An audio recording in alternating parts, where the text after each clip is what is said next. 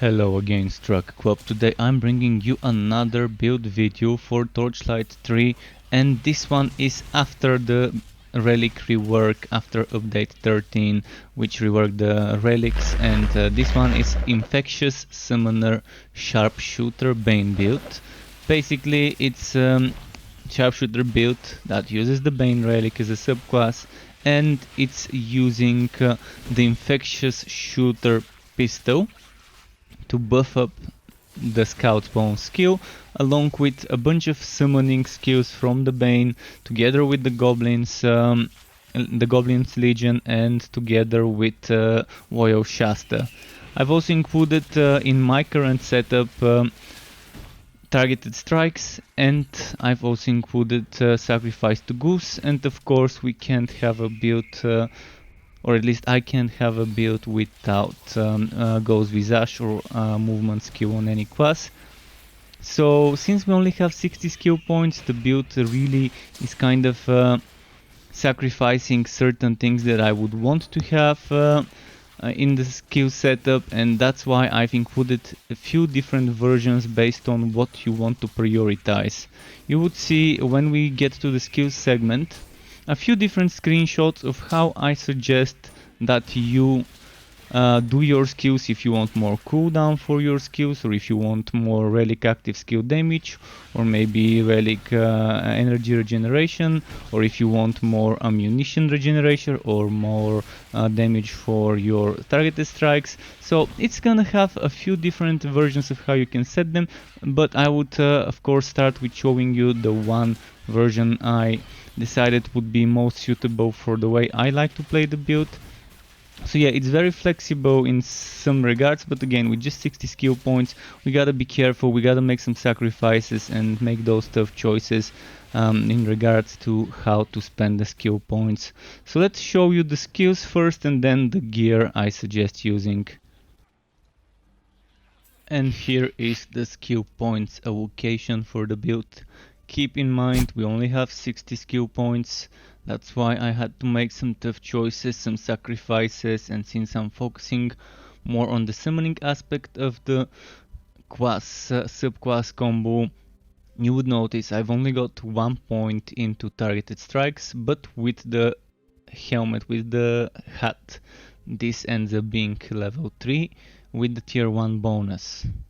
Then moving on to the adventurer skill tree, you would see Royal Shasta tier 2, which is 4 plus 2 from gear, then 8 plus 2 from gear on Scout's Bones maxed out, 8 plus 2 from gear on Goblin Legion maxed out. This one is maxed out because I really like having the 3 bows of rats with the Infectious Shooter. This one's maxed out because I really like the cooldown. Not the cooldown, I mean the damage, and especially the damage on the Brute. And then this one is 4 plus 2 for the tier 2 bonus for cooldown. This cooldown works for Scout's Bones, it works for Goblin Legion, and it works for Shasta. Of course for other skills like itself as well. So I really like that. Even Ghost Visage should be getting some reduction, although it doesn't seem to be. Might be but might not be. Then Ghost Visage is 1 plus 2 for the tier 1 bonus for an additional charge. And I'm gonna go and show you the relics, and then I'm gonna return and show you some alternative versions of the last 4 points, how you might want to spend them. Of course you might want to experiment and modify the build much more than those, but I would have some suggestions for you. Now, what have we here? We've got a total of 34 points in Bane. It's a lot, it's more than half, but I think it's a very nice optimal setup for summon-centric, non-venomous maw, non-poison nova setup without staffing up, mind you, even though that's gonna be some nice extra damage.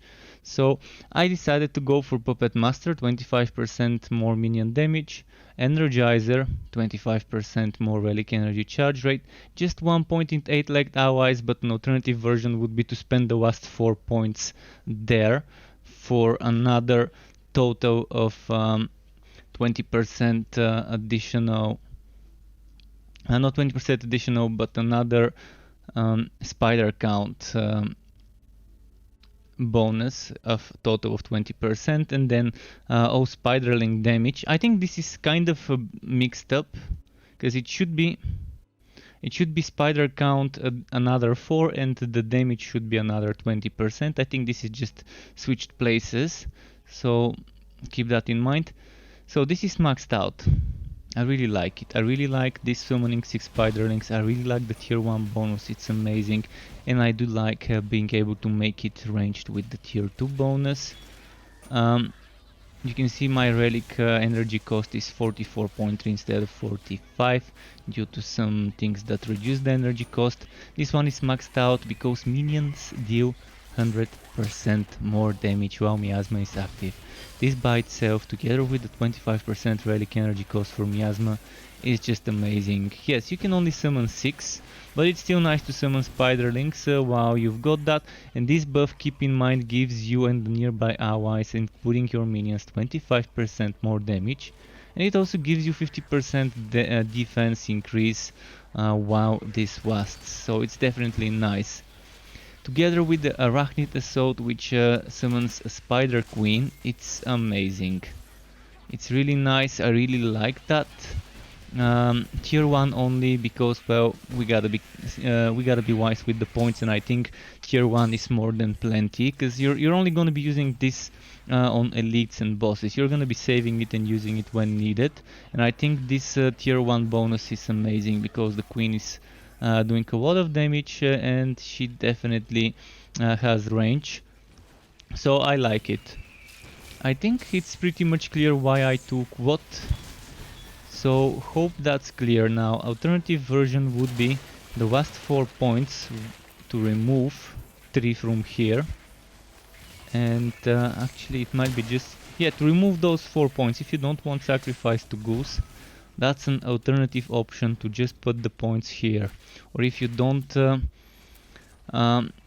want to remove sacrifice to Goose but don't want the tier 2 bonus, you can remove those 3 points, keep that as 1 point, and then put them here and get ammo recharge rate if you want to be using targeted strikes more often with this recharge rate. Another alternative option would be removing sacrifice to Goose completely, and those 4 points going into reload for damage to precision skills, which would boost targeted strikes.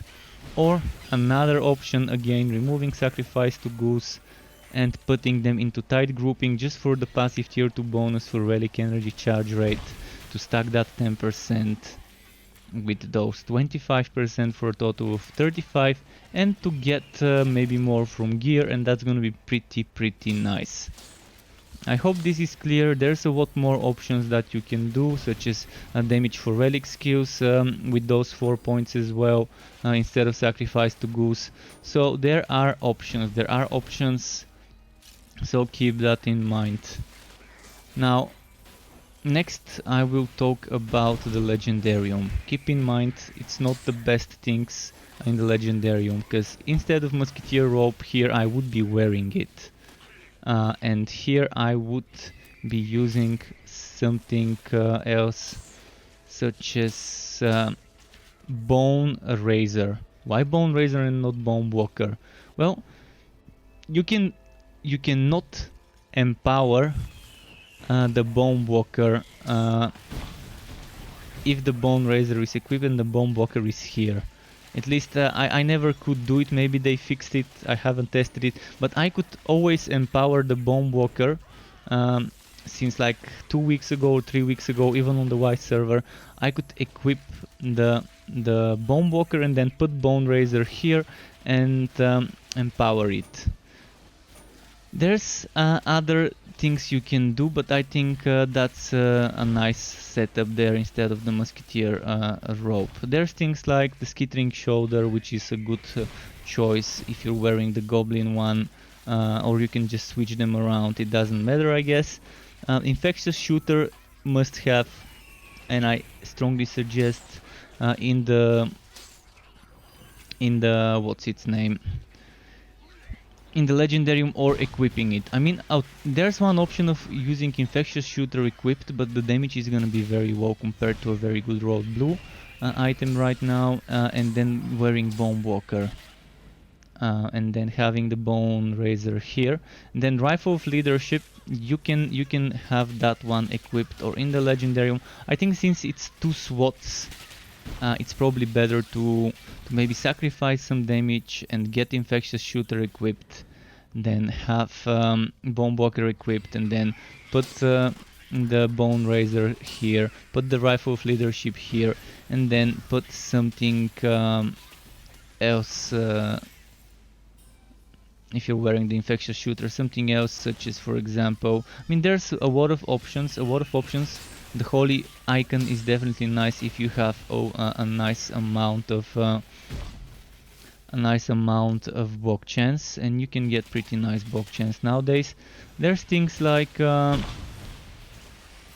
just a moment to see which ones I could suggest. So Musketeer gloves, I would suggest wearing them, but if you aren't, you can use them here. The same goes for the hat or the chest, of course, if you don't have good road. Another thing that's pretty nice, if you want to be spamming more,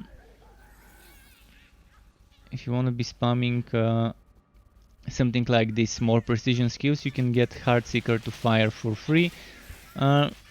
I don't really suggest it, but it's an option. And then another thing, for people who are using Sacrifice to Goose, consider Lil Drake, either wearing or in the legendarium. It could work fine. Shasta's Promise, another thing you could consider if you want Shasta to do some more damage, and keep in mind this would go very well with this build. And also a little bit of healing for you, it's gonna be a great choice.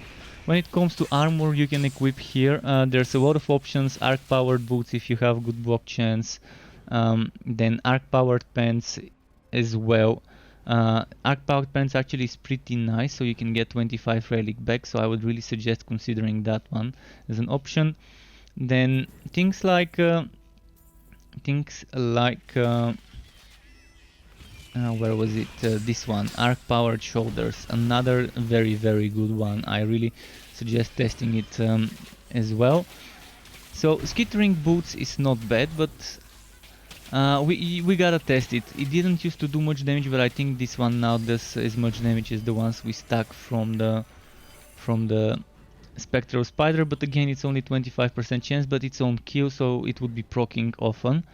Then other things that I could suggest would be, as I said, the skittering shoulders, and then the skittering legs. They're pretty fun as well. Then what else could we do? Over here, I'm just going through all of them to see some. There's a lot of things that got changed with skill proc them. Woodsbeast shoulders, I'm wearing those right now, but you can put them there and wear the skittering or wear the arc powered, whichever. But there's a lot of options. My ideal setup would be Ryeful of Leedarshap here, then Shasta's Promise here as well, and then Infectious Shooter equipped. Then Bone Walker equipped and Bone Razor here. This would be my suggested setup. And more about what I'm wearing as well. Hopefully this is enough for the pet skills. Just put Necropupper. It doesn't seem to be working still. Maybe I just can't get it to summon. But once that's fixed, that's gonna be my suggestion. If it's not working, you can use Screeching Stun. It's my second favorite. After that, definitely wear the Crit Strikes aura, unless you really think you don't need Crit Strikes. Then wear whatever, or if you don't have it. Healing Friendship, I strongly recommend having that, and Battle Cry I also strongly recommend, unless you really think you need defenses or something else. Keep in mind, this one only heals the pet, not you. This one could work well, but I really don't like it as much, so yeah.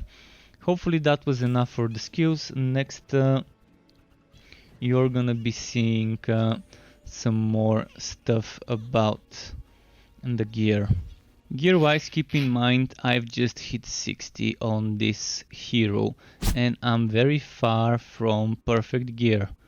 But as I said, there might be a better option to sacrifice some damage from your weapon and equip more legendaries for more summons.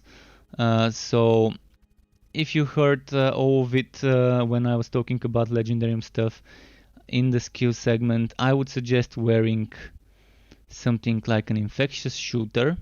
Sacrificing something like this could give you a lot of damage, and this I can put instead of crit damage flat damage and get it to give me like another 700-800 flat damage, and that's gonna be such a strong weapon. But again, maybe it's worth it to sacrifice some damage and then get a Bone Walker equipped together with an Infectious shooter, and then wear the chest, the Musketeer chest for +2 adventure skills. Wear the Musketeer hat for +2 precision. Wear the Musketeer gloves for the spirits, the 2 spirits of Herman. Then wear the Wood Beast shoulder, or put it in the legendarium and then put another shoulder, but I would suggest strongly wear the Wood Beast shoulder. Or skittering if you need defense, if you don't care about that one hound for only 10 seconds. The skittering shoulder probably would be more useful to you if you find yourself dying. The Musketeer boots, I don't really care whether they are here or not, but they are nice. They're nice, it's just I don't have anything better. If you find blue boots that give you bonus damage, flat damage or other things like that, probably it's better to equip them. Let's say this weapon does 900 ice plus 5500, so let's say this one does 6440, for example, ice damage.